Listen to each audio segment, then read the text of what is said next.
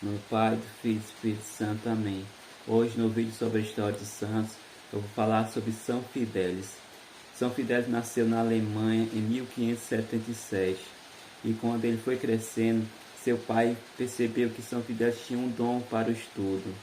Ele era muito inteligente e também muito dedicado, e seu pai mandou ele ir estudar.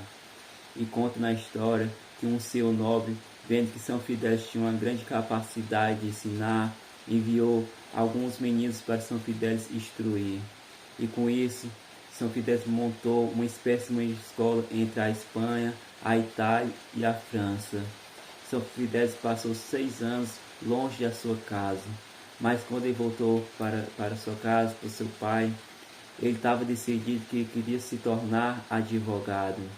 Ele estudou, se formou para ser advogado, só que São Fidélis ele queria defender os pobres, defender aquelas pessoas que não tinham condições para pagar um advogado. E assim ele ficou conhecido como advogado dos pobres. Mas aos seus 34 anos, São Fidélis ele decidiu abandonar a sua carreira de advogado para entrar ao sacerdócio. O Senhor estava chamando ele para ser sacerdote e ele renunciou à sua carreira para fazer a vontade de Deus. E ele entrou na ordem dos franciscanos, aquela ordem mais rígida que tinha na Alemanha. E no convento ele tinha uma grande vida de oração, uma vida rígida no jejum e na penitência. E São Fidélis começou a se destacar porque ele tinha um grande cuidado com os enfermos, com aquelas pessoas que estavam passando por grandes enfermidades. Mas seu principal destaque foi em suas pregações. São Fidélis, como ele tinha um dom da oratória, cada palavra que saía da sua boca era palavras fortes, mas ao mesmo tempo palavras simples, onde as pessoas cultas e os camponeses também compreendiam aquilo que ele queria passar na mensagem dos sermões. E com aquele destaque todo, São Fidélis foi convidado para uma missão na Suíça. Mas na Suíça era um país que predominava a doutrina calvinista.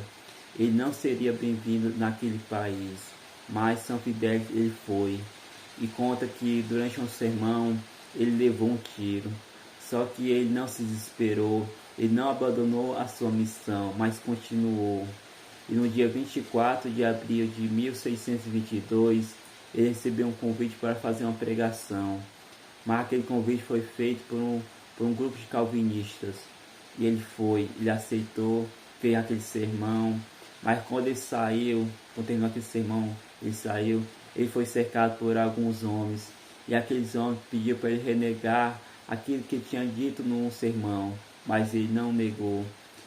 E ele foi morto. Aqueles homens atingiram a cabeça de São Fidélis morreu.